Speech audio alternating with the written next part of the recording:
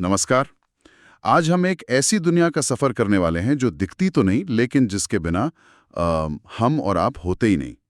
हम बात कर रहे हैं कोशिका की, जीवन की सबसे छोटी, सबसे बुनियादी इकाई। हाँ बिल्कुल। हमारे पास जो जानकारी है वो कुछ सवाल जवाब की तरह है, लेकिन हम कोशिश करेंगे कि इसे कहानी जैसा बनाएं। ये सिर्फ फैक्ट्स नहीं, एक खोज की दास्तान है। सही। तो आज का हमारा मिशन क्या है? हम ये समझेंगे कि कैसे वैज्ञानिकों ने धीरे धीरे, परत दर परत कोशिका के रहस्यों को खोला, उसके अंदर की मशीनरी को कैसे समझा। तो इन सवालों को हम एक दिलचस्प कहानी में पिरोएंगे। बिल्कुल। और ये सफर आप देखेगा एक बहुत ही साधारण सी लगने वाली चीज से शुरू होता है और फिर हमें उस अविश्वसनीय जटिलता तक ले जाता है जो हर जीवित चीज का आधार है। कैसे हर खोज ने हमारी समझ को और गहरा किया। तो कहानी शुरू होती है कब? 17वीं सदी में।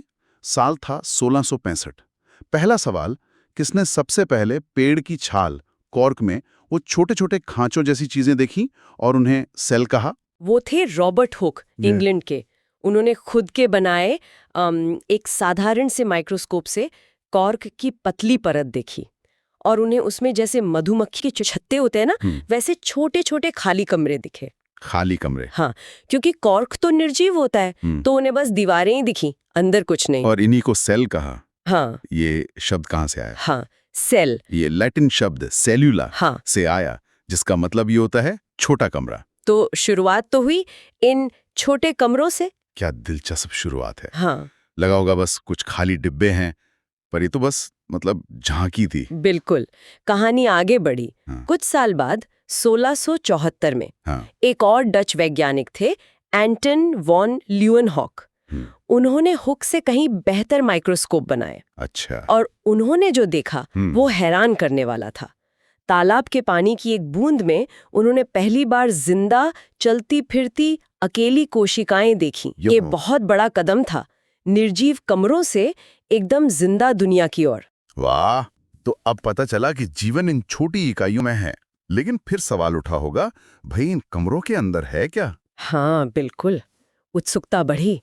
फिर काफी समय बाद 1831 में एक और रॉबर्ट ब्राउन, उन्होंने कोशिका के अंदर एक और गहरा, ज्यादा साफ दिखने वाला हिस्सा खोजा, केंद्रक, न्यूक्लियस। न्यूक्लियस, ये तो सुना है। ये कहाँ होता है? ये आमतौर पर कोशिका के लगभग बीच में होता है और जैसा बाद में पता चला, ये तो कोशिका का कंट्रोल रूम है, जैसे हमारा दिमाग। ये खोज कोशिका के अंदर क्या चल रहा है उसे समझने में बहुत अहम थी। और केंद्रक के अलावा वो जो बाकी जेली जैसा पदार्थ है अंदर, उसका क्या हुआ? हाँ, वो जो तरल पदार्थ है, 1839 में पुरकिंजे नाम के वैज्ञानिक ने इसके लिए प्रोटोप्लाज्म शब्द इस्तेमाल किया। मतलब कोशिका झिल्ली के अंदर का सारा जीवित पदार्थ। इसे जीवन का भौतिक आधार माना गया। तो देखिए कैसे पहेली जुड़ रही थी। पहले कमरे, फिर उनमें जीवन, फिर कंट्रोल रूम, फिर जीवन द्रव्य।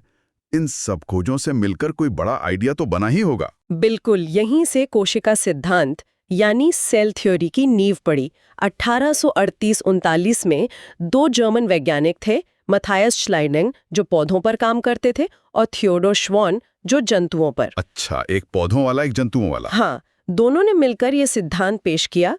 कहा कि भाई सारे पौधे और जानवर सब कोशिकाओं से ही बने हैं और कोशिका ही जीवन की सबसे बुनियादी, मतलब स्ट्रक्चरल और फंक्शनल इकाई है। ये जीव विज्ञान का एक आप कह सकती हैं सेंट्रल आइडिया बन गया। लेकिन एक सवाल फिर भी रहा होगा, ये कोशिकाएं आती कहाँ से है?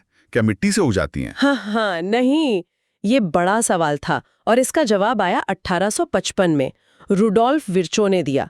उन्होंने कोशिका सिद्धांत में एक बहुत जरूरी लाइन जोड़ी, ओमनिस सेलुला एस सेलुला। ये क्या है? लैटिन मतलब है? हाँ, मतलब है हर कोशिका पहले से मौजूद कोशिका से ही पैदा होती है।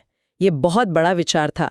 इसने बताया कि जीवन लगातार चलता रहता है, कोशिकाएं अचानक नहीं बनती, पुरानी कोशिकाओं के बंटने से ही नहीं बनती हैं। और फिर आया 20वीं सदी का धमाका, टेक्नोलॉजी। 1940 में इलेक्ट्रॉन माइक्रोस्कोप। इसने तो सब कुछ बदल दिया होगा ना? बिल्कुल, एकदम क्रांति आ गई। इलेक्ट्रॉन माइक्रोस्कोप की मैग्निफिकेशन पावर, मतलब आवर्धन क्षमता, साधारण माइक्रोस्कोप से हजारों गुना ज्यादा थी। अब वैज्ञानिक कोशिका के अंदर की छोटी छोटी बारीक संरचनाओं को देख सकते थे, जिन्हें हम कोशिका अंग या ऑर्गेनेल्स कहते हैं। तो रॉबर्ट हुक के वो छोटे कमरे असल में भरे पूरे शहर निकले? हाँ बिल्कुल, गतिविधियों से भरे कारखाने, यहीं से असली अंदरूनी कहानी शुरू होती है। ये तो हुई खोज की कहानी। अब जरा इनकी वैरायटी देखते हैं। क्या सारे जीव हम जैसे ही बहुत सारी कोशिकाओं वाले होते हैं? नहीं नहीं, कुछ जीव ऐसे हैं जिनका पूरा शरीर बस एक कोशिका का बना होता है। सोचिए। एक कोशिका? कैसे? हाँ, जैसे अमीबा है, पैरामीशियम है, बैक्टीरिया है, क्लेमाइडोमोनस है। इन्हें कहते हैं एक कोशिकीय या यूनिसेल्युलर जीव। उनकी वो अकेली कोशिका ही सब काम करती है। खाना, सांस लेना, गंदगी बाहर निकालना, बच्चे पैदा करना, सब कुछ वही एक कोशिका। कमाल है। एक कोशिका में पूरा जीवन। और हम जैसे इंसान, जानवर, पेड़? हम सब है बहुकोशिकीय या मल्टीसेल्युलर। हमारे शरीर में तो खरबों कोशिकाएं हैं और ये कोशिकाएं स्पेशलाइज्ड होती हैं, मतलब अलग अलग काम के लिए अलग अलग तरह की कोशिकाएं। ये मिलकर ऊतक बनाती हैं, ऊतक मिलकर अंग बनाते हैं और अंगों से बनता है पूरा शरीर। जैसे टीम वर्क। मांसपेशी कोशिकाएं अलग काम कर रही, नर्व कोशिकाएं अलग। बिल्कुल, काम का बंटवारा। और मजे की बात यह है, जैसा हमारे पास जानकारी है कि हर मल्टीसेल्युलर जीव की शुरुआत भी एक ही कोशिका से होती है, एक फर्टिलाइज्ड एग से। सच में? वो एक कोशिका बट कर इतनी सारी और इतनी अलग-अलग तरह की बन जाती है? हाँ, यही तो चमत्कार है। वो बार बार विभाजित होती है और फिर धीरे धीरे अलग अलग रूप और काम ले लेती है। और एक और दिलचस्प बात थी प्याज वाली, कि अलग-अलग साइज के प्याज की कोशिकाएं एक जैसी दिखती हैं। हाँ, ये बहुत अच्छा पॉइंट है। अगर आप छोटे प्याज और बड़े प्याज की झिल्ली माइक्रोस्कोप में देखें, तो कोशिकाओं का साइज और बेसिक स्ट्रक्चर लगभग एक जैसा ही मिलेगा। ऐसा नहीं कि बड़े प्याज की कोशिकाएं भी बड़ी हो जाएंगी। अच्छा, तो इससे क्या पता चलता है? इससे ये पक्का होता है कि कोशिका ही जीव की फंडामेंटल स्ट्रक्चरल यूनिट है। जीव का साइज कोशिकाओं की गिनती पर निर्भर करता है, उनके साइज पर नहीं। कोशिकाएं जुड़कर बड़ी संरचनाएं बनाती हैं। और क्या इन कोशिकाओं का शेप और साइज हमेशा फिक्स रहता है? नहीं, वो भी उनके काम पर निर्भर करता है। जैसे नर्व सेल, तंत्रिका कोशिका, वो लंबी और धागे जैसी शाखाओं वाली होती है ताकि दूर तक सिग्नल भेज सकें। मसल सेल लंबी और पतली होती है ताकि सिकुड़ सके। अमीबा तो अपना शेप बदलता ही रहता है। मतलब जैसा काम वैसा आकार? बिल्कुल, फंक्शन और फॉर्म जुड़े हुए हैं। तो हर कोशिका के अंदर भी अलग-अलग काम के लिए आपने कहा खास हिस्से होते हैं। कोशिका अंग या ऑर्गेनेल, ये क्या है? और क्या हर कोशिका में कुछ बेसिक चीजें कॉमन होती हैं? हाँ, अगर हम एक टिपिकल यूकैरियोटिक कोशिका को देखें तो उसमें 3 मुख्य चीजें तो लगभग हमेशा दिखेंगी। सबसे बाहर एक बाउंड्री, प्लाज्मा झिल्ली, प्लाज्मा मेम्ब्रेन, फिर अंदर एक कंट्रोल सेंटर, केंद्रक, न्यूक्लियस, और इन दोनों के बीच में भरा हुआ जेली जैसा पदार्थ, कोशिका द्रव्य, साइटोप्लाज्म। इसी कोशिका द्रव्य में बाकी के छोटे छोटे ऑर्गेनेल तैरते रहते हैं। ठीक है, तो सबसे पहले बाहर की बाउंड्री, प्लाज्मा झिल्ली, ये क्या है? बस एक दीवार? दीवार तो है, पर साधारण नहीं। इसे कहते हैं चयनात्मक पारगम्य झिल्ली या selectively permeable membrane. Selectively permeable मतलब ये बहुत चुनिंदा है। ये तय करती है कि कौन सी चीज कोशिका के अंदर आ सकती है या बाहर जा सकती है और कौन सी नहीं। हर किसी को आने जाने नहीं देती। ये कोशिका के अंदर का माहौल कंट्रोल करती है। जैसे किसी वीआईपी क्लब का बाउंसर जो लिस्ट देखकर एंट्री देता है। हाँ, कुछ वैसे ही समझ लीजिए। तो ये चीजों को अंदर बाहर कैसे जाने देती है? क्या तरीके हैं? एक मुख्य तरीका है विसरण या डिफ्यूजन। ये एक पैसिव प्रोसेस है, मतलब इसमें कोशिका की ऊर्जा खर्च नहीं होती।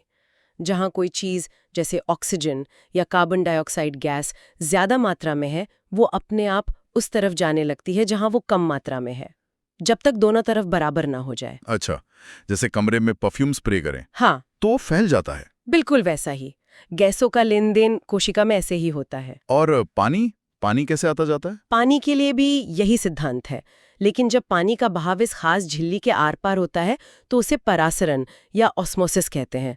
पानी भी अपनी ज्यादा कॉन्सेंट्रेशन वाली जगह से, यानी जहां पानी ज्यादा और घुली चीजें कम है, अपनी कम कॉन्सेंट्रेशन वाली जगह जहां पानी कम और घुली चीजें ज्यादा हैं की तरफ जाता है। इसका कोशिका पर क्या असर होता होगा? मान लीजिए हमने कोशिका को बिल्कुल साफ पानी में डाल दिया। साफ पानी मतलब बाहर पानी ज्यादा है, कोशिका के अंदर कम। इसे कहते हैं हाइपोटोनिक सॉल्यूशन। तो परासरण के नियम से पानी बाहर से कोशिका के अंदर घुसेगा और कोशिका पानी पीकर फूल जाएगी। हाँ, फूल जाएगी। और अगर गाढ़े नमक या चीनी के घोल में डाल दें तब उल्टा होगा, बाहर पानी कम होगा, कोशिका के अंदर ज्यादा। यह है हाइपोटोनिक सॉल्यूशन। तो पानी कोशिका के अंदर से बाहर निकलेगा और कोशिका बेचारी सिकुड़ जाएगी। अच्छा, जैसे किशमिश को चाशनी में डालें तो वो सिकुड़ जाती है। बिल्कुल वही बात। ये झिल्ली सिर्फ आने जाने का कंट्रोल ही नहीं करती, कुछ और भी करती है। अमीबा खाना कैसे खाता है? हाँ, ये झिल्ली काफी लचीली भी होती है, फ्लेक्सिबल। हाँ, क्योंकि ये बनी होती है लिपिड और प्रोटीन से। जी। अमीबा जैसे जीव इसी लचीलेपन का फायदा उठाते हैं। वो भोजन के कण को अपनी झिल्ली से घेरकर अंदर ले लेते हैं। इस प्रोसेस को कहते हैं एंडोसाइटोसिस। वाह, मतलब झिल्ली मुड़कर खाना पकड़ लेती है। अच्छा, अब पौधों की बात करें, उनमें तो झिल्ली के बाहर भी कुछ होता है ना? हाँ, बिल्कुल। पौधों में, कवकों में और बैक्टीरिया में प्लाज्मा झिल्ली के बाहर एक और मोटी मजबूत परत होती है। इसे कहते हैं कोशिका भित्ति या सेल वॉल। ये एनिमल सेल में नहीं होती। ये किस चीज की बनी होती है और क्यों होती है? पौधों में ये मुख्य रूप से सेल्यूलोज की बनी होती है। सेल्यूलोज एक तरह का कार्बोहाइड्रेट है जो बहुत मजबूती देता है। कोशिका भित्ति कोशिका को एक निश्चित आकार देती है और उसे बाहरी मैकेनिकल चोटों से और फटने से बचाती है। फटने से कैसे? आपने कहा था पानी अंदर जाने से कोशिका फूलती है, तो पौधे की कोशिका फटती क्यों नहीं? बहुत अच्छा सवाल है। यहीं कोशिका भित्ति का रोल आता है। जब पौधे की कोशिका में पानी भरता है हाइपोटोनिक सॉल्यूशन में, तो वो फूलती तो है, लेकिन भित्ति बाहर से उसे रोक लेती है। वो एक हद से ज्यादा फूलने नहीं देती, फटती नहीं। वो अंदर के प्रेशर को झेल लेती है। अच्छा। और इसका उल्टा भी होता है। जब कोशिका से पानी बाहर निकलता है हाइपोटोनिक सॉल्यूशन में, तो अंदर का प्रोटोप्लाज्म सिकुड़कर भित्ति से दूर हट जाता है। इसे जीवद्रव्य कुंचन या प्लाज्मोलिसिस कहते हैं। भित्ति वही रहती है, अंदर का माल सिकुड़ जाता है। तो ये भित्ति पौधों के लिए कवच जैसी है, मजबूती और सुरक्षा। अच्छा, अब वापस अंदर चलते हैं, उस कंट्रोल रूम पर। केंद्रक या न्यूक्लियस, ये इतना इंपॉर्टेंट क्यों है? केंद्रक कोशिका का समझिए हेडक्वार्टर है। इसके चारों ओर एक दोहरी झिल्ली होती है, केंद्रक झिल्ली। इसमें छोटे छोटे छेद होते हैं जिनसे जरूरत की चीजें अंदर बाहर आ जा सकती हैं। और इसके अंदर क्या है? वो क्रोमोसोम वाली बात? हाँ, केंद्रक के अंदर ही होता है कोशिका का जेनेटिक मटेरियल, आनुवंशिक पदार्थ। जब कोशिका आराम कर रही होती है तो ये पदार्थ पतले उलझे धागों जैसा होता है, क्रोमैटिन। लेकिन जब कोशिका डिवाइड होने वाली होती है तो ये क्रोमैटिन सिकुड़कर मोटे रॉड जैसे स्ट्रक्चर बना लेता है। इन्हीं को गुणसूत्र या क्रोमोसोम्स कहते हैं। और इन क्रोमोसोम्स में हमारी सारी जानकारी होती है, पीढ़ी दर पीढ़ी वाली? बिल्कुल। क्रोमोसोम बने होते हैं डीएनए, डीऑक्सीराइबोन्यूक्लिक एसिड और कुछ प्रोटीन से। डीएनए ही वो मास्टर मॉलिक्यूल है जिसमें सारी आनुवंशिक जानकारी कोड के रूप में लिखी है। कोड मतलब जैसे कंप्यूटर कोड होता है। डीएनए के छोटे छोटे फंक्शनल हिस्से होते हैं जिन्हें जीन्स कहते हैं। हर जीन में किसी खास प्रोटीन को बनाने या किसी लक्षण को कंट्रोल करने के निर्देश होते हैं। हमारी आंखों का रंग, बालों का प्रकार, ये सब जीन तय करते हैं। ये जीवन का ब्लूप्रिंट है। बाप रे, इतना सब कुछ उस छोटे से केंद्रक में। लेकिन क्या हर कोशिका में ऐसा वेल डिफाइंड न्यूक्लियस होता है? नहीं, यहीं पर एक और बड़ा डिवीजन आता है। कुछ कोशिकाएं बहुत सिंपल होती हैं, उनमें ये केंद्रक झिल्ली नहीं होती। उनका डीएनए बस कोशिका द्रव्य में ही एक जगह पड़ा रहता है, जिसे न्यूक्लियोइड कहते हैं। ऐसी कोशिकाओं को कहते हैं प्रोकैरियोटिक कोशिकाएं। जैसे बैक्टीरिया, ब्लू ग्रीन एल्गी। इनमें झिल्ली वाले दूसरे ऑर्गेनेल भी नहीं होते, बस राइबोसोम होते हैं। और दूसरी तरह की, हम लोगों वाली? हाँ, जिनमें प्रॉपर झिल्ली से घिरा हुआ न्यूक्लियस होता है और दूसरे झिल्ली वाले ऑर्गेनेल भी होते हैं। उन्हें कहते हैं यूकैरियोटिक कोशिकाएं। पौधे, जानवर, फंगस, प्रोटेस्टा, ये सब यूकैरियोटिक हैं। ये प्रोकैरियोटिक से कई ज्यादा कॉम्प्लेक्स और ऑर्गेनाइज्ड होती हैं। ये तो बहुत बड़ा फर्क हुआ, प्रोकैरियोटिक और यूकैरियोटिक। हाँ, ये जीवन के विकास में एक बहुत बड़ा स्टेप था, एक सुरक्षित कंट्रोल रूम का बनना। ठीक है, तो बाहर की झिल्ली हो गई, कंट्रोल रूम हो गया, अब बीच का एरिया, कोशिका द्रव्य, साइटोप्लाज्म और उसमें तैरते बाकी ऑर्गेनेल। ये साइटोप्लाज्म क्या है? साइटोप्लाज्म वो जेली जैसा पदार्थ है जो प्लाज्मा झिल्ली और न्यूक्लियस के बीच फैला है। इसी में सारे ऑर्गेनेल बिखरे रहते हैं। कोशिका की ज्यादातर केमिकल रिएक्शन यहीं होती हैं। अच्छा, तो कौन कौन से ऑर्गेनेल हैं इसमें? एक नाम आता है एंडोप्लाज्मिक रेटिकुलम, ER। ये क्या चीज है? एंडोप्लाज्मिक रेटिकुलम, हाँ ER, ये झिल्लियों से बनी ट्यूब्स और शीट्स का एक बहुत बड़ा नेटवर्क है। पूरे साइटोप्लाज्म में फैला रहता है। ये दो तरह का होता है, चिकना ER, स्मूथ ER या SER, और खुरदुरा ER, रफ ER या RER। चिकना और खुरदुरा, नाम क्यों? रफ ER की सतह पर छोटे छोटे दाने चिपके होते हैं, राइबोसोम्स, इसलिए वो खुरदुरा दिखता है। स्मूथ ER पर राइबोसोम नहीं होते तो वो चिकना लगता है। और काम क्या है इनका? राइबोसोम का काम है प्रोटीन बनाना, तो RER प्रोटीन सिंथेसिस और उनके ट्रांसपोर्ट में मदद करता है, और SER का काम है फैट्स यानी लिपिड्स और स्टेरॉइड्स बनाना। लिवर सेल्स में ये दवाइयों और जहरों को डिटॉक्सिफाई करने में भी मदद करता है। तो ER एक तरह की फैक्ट्री और ट्रांसपोर्ट सिस्टम है, और राइबोसोम प्रोटीन बनाते हैं। हाँ, राइबोसोम प्रोटीन बनाने की मशीन है। बहुत छोटे होते हैं। ये RER पर भी मिलते हैं और साइटोप्लाज्म में फ्री भी तैरते हैं। ये प्रोकैरियोट्स और यूकैरियोट्स दोनों में होते हैं। अच्छा, ER में जो प्रोटीन और लिपिड बने उनका आगे क्या होता है? क्या कोई पैकिंग डिपार्टमेंट भी है? बिल्कुल है। यही रोल आता है गोल्जी उपकरण का। इसे कैमिलो गोल्जी ने खोजा था। ये भी चपटी थैलियों का एक ढेर जैसा होता है ER के पास।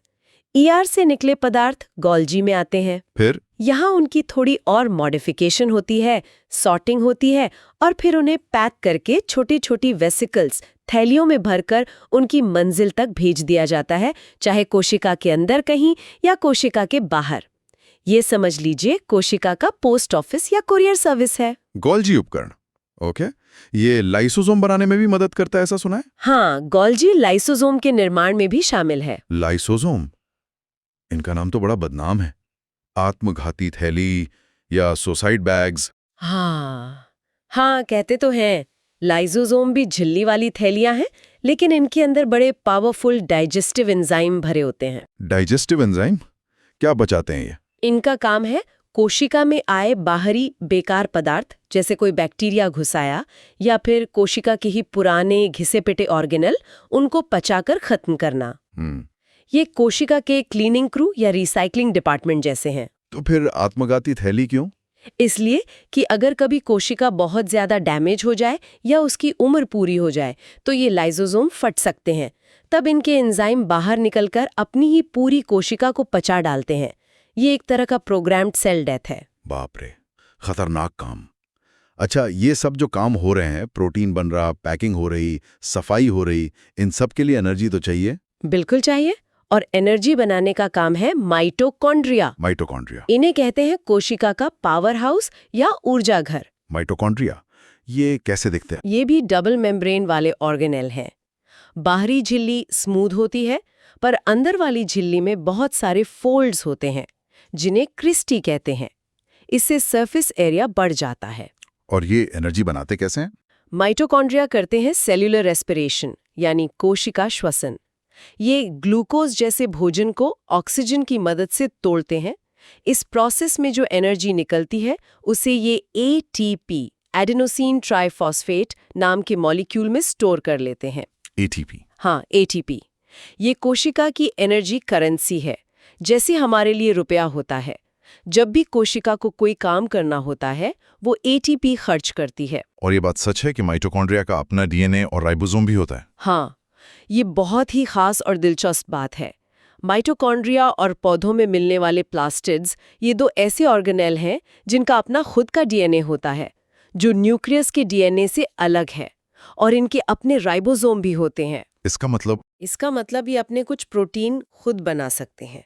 इससे एक थ्योरी को बहुत सपोर्ट मिलता है, जिसे एंडोसिम्बायोटिक थ्योरी कहते हैं। वो क्या है? वो ये कहती है कि शायद अरबों साल पहले माइटोकॉन्ड्रिया और प्लास्टिड खुद में स्वतंत्र बैक्टीरिया जैसे जीव थे। किसी बड़ी कोशिका ने उन्हें निगल लिया, लेकिन पचाया नहीं। वो अंदर रहकर काम करने लगे और धीरे धीरे उसी कोशिका का हिस्सा बन गए। अरे वाह, मतलब कोशिका के अंदर मेहमान जो परमानेंट हो गए। कुछ ऐसा ही। कमाल है। आपने प्लास्टिड का नाम लिया, ये क्या है? प्लास्टिड भी डबल मेम्ब्रेन वाले ऑर्गेनेल हैं, जो सिर्फ पौधों की कोशिकाओं और कुछ प्रोटिस्टा में मिलते हैं, एनिमल सेल में नहीं। ये कई तरह के होते हैं। जैसे? सबसे मशहूर है क्लोरोप्लास्ट। इनमें हरे रंग का पिगमेंट होता है, क्लोरोफिल। क्लोरोप्लास्ट ही वो जगह है जहां पौधे फोटोसिंथेसिस करते हैं। फोटोसिंथेसिस यानी खाना बनाना। हाँ, सूरज की रोशनी, पानी और कार्बन डाइऑक्साइड का इस्तेमाल करके अपना भोजन मतलब ग्लूकोज बनाना और ऑक्सीजन छोड़ना, ये क्लोरोप्लास्ट ही करते हैं। ये पौधों के लिए सोलर पावर प्लांट जैसे हैं। तो ये हरे रंग वाले हो गए। और कोई? हाँ, कुछ रंगहीन प्लास्टिड होते हैं, ल्यूकोप्लास्ट्स। इनका काम है खाना स्टोर करना, स्टार्च, तेल या प्रोटीन के रूप में। और कुछ रंगीन प्लास्टिड होते हैं फलों और फूलों में, क्रोमोप्लास्ट। समझ गया। पौधों में एक और बड़ी सी चीज दिखती है बीच में, वो क्या है? राजधानी, वैक्यूल। हाँ, वैक्यूल। एनिमल सेल में ये या तो होते नहीं या बहुत छोटे होते हैं, पर ज्यादातर मैच्योर प्लांट सेल में एक बहुत बड़ा सेंट्रल वैक्यूल होता है। ये कोशिका का 50 से 90% तक हिस्सा घेर सकता है। इतना बड़ा? इसमें होता क्या है? इसमें पानी भरा होता है, सेल सैप, जिसमें शुगर, अमीनो एसिड, मिनरल्स और कुछ वेस्ट प्रोडक्ट्स घुले रहते हैं। ये पानी का प्रेशर बनाकर कोशिका को फुलाए रखता है, जिससे पौधे को सहारा मिलता है। इसे टर्जिडिटी कहते हैं। तो ये स्टोरेज टैंक और सपोर्ट सिस्टम दोनों है। हाँ, कह सकते हैं। तो हमने कोशिका के अंदर की लगभग पूरी मशीनरी देख ली। एक आखिरी सवाल, ये कोशिकाएं बढ़ती कैसे हैं? हमारी चोट लग जाए तो वो ठीक कैसे होती है? इसके लिए कोशिकाएं डिवाइड होती हैं, बढ़ती हैं। एक कोशिका से 2 या ज्यादा नई कोशिकाएं बनती हैं। यादेबिर्चो ने कहा था, हर कोशिका पहले से मौजूद कोशिका से आती है। हाँ। तो हमारे शरीर की ग्रोथ के लिए या पुराने सेल्स को रिप्लेस करने के लिए या चोट की मरम्मत के लिए जो सेल डिवीजन होता है, उसे कहते हैं समसूत्री विभाजन या माइटोसिस। माइटोसिस, इसमें क्या होता है? माइटोसिस में एक पेरेंट सेल डिवाइड होकर 2 बिल्कुल अपनी जैसी डॉटर सेल्स बनाती हैं, एकदम आइडेंटिकल। सबसे जरूरी बात यह है कि दोनों नई सेल्स में क्रोमोसोम का नंबर पेरेंट सेल जितना ही रहता है। जैसे इंसानी सेल में 46 क्रोमोसोम होते हैं, तो माइटोसिस से बनी दोनों नई सेल्स में भी 46 ही होंगे। अच्छा, तो ये ग्रोथ और रिपेयर के लिए। लेकिन मैंने सुना है रिप्रोडक्शन के लिए कोई और तरह का डिवीजन होता है? हाँ, सेक्सुअल रिप्रोडक्शन करने वाले जीवों में जब गैमीट्स बनाने होते हैं, यानी स्पर्म और एग, तब एक स्पेशल टाइप का डिवीजन होता है। उसे कहते हैं अर्धसूत्री विभाजन या मियोसिस। मियोसिस, इसमें क्या अलग है? मियोसिस में एक सेल 2 बार डिवाइड करती है, जिससे कुल 4 नई सेल्स गैमीट्स बनती हैं। और सबसे बड़ा फर्क यह है कि इन गैमीट्स में क्रोमोसोम का नंबर पेरेंट सेल से आधा, हाफ रह जाता है। आधा? क्यों? ताकि जब मेल गैमीट स्पर्म और फीमेल गैमीट एग फ्यूज करें, फर्टिलाइजेशन हो, तो बनने वाले नए जीव जाइगोट में क्रोमोसोम का नंबर वापस नॉर्मल हो जाए। अगर आधा न हो तो हर पीढ़ी में डबल होता जाएगा। मियोसिस जेनेटिक वेरिएशन यानी विविधता लाने में भी मदद करता है। समझ गया। माइटोसिस शरीर बनाने के लिए, मियोसिस बच्चे बनाने के लिए, मोटे तौर पे। हाँ, मोटे तौर पे यही है। तो ये थी कोशिका की पूरी कहानी। कहाँ रॉबर्ट हुक के देखे वो निर्जीव छोटे कमरे, और कहाँ ये जीती जागती अविश्वसनीय रूप से जटिल फैक्ट्री जो हर कोशिका के अंदर चल रही है। कैसे देखिए साधारण से सवालों ने हमें जीवन की सबसे बुनियादी इकाई की इतनी गहरी समझ तक पहुंचा दिया। हाँ, वाकई अद्भुत है ये सब। और ये सोचना भी कमाल है कि कैसे ये नन्ही सी संरचनाएं ही पूरे जीवन का आधार हैं। बिल्कुल, और ये हमें एक गहरे सवाल पर सोचने को भी मजबूर करता है ना। जरा सोचिए, कैसे ये खरबों सूक्ष्म जटिल मशीनें, ये कोशिकाएं आपस में इतना सटीक कोऑर्डिनेशन करती हैं कि उनसे एक पूरा ऑर्गेनिज्म बन जाता है। एक कीड़ा, एक पेड़ या हम इंसान। हाँ, ये तालमेल कैसे बैठता है? संगठन और सूचना के वो कौन से फंडामेंटल प्रिंसिपल्स हैं जो इस माइक्रो वर्ल्ड को हमारे मैक्रो वर्ल्ड में बदल देते हैं? ये वो सवाल हैं जो हमें कोशिका की दुनिया से भी आगे जीवन के संगठन के और बड़े रहस्यों की ओर ले जाते हैं। और इस पर सोचना, खोजना, ये तो हमेशा जारी रहेगा।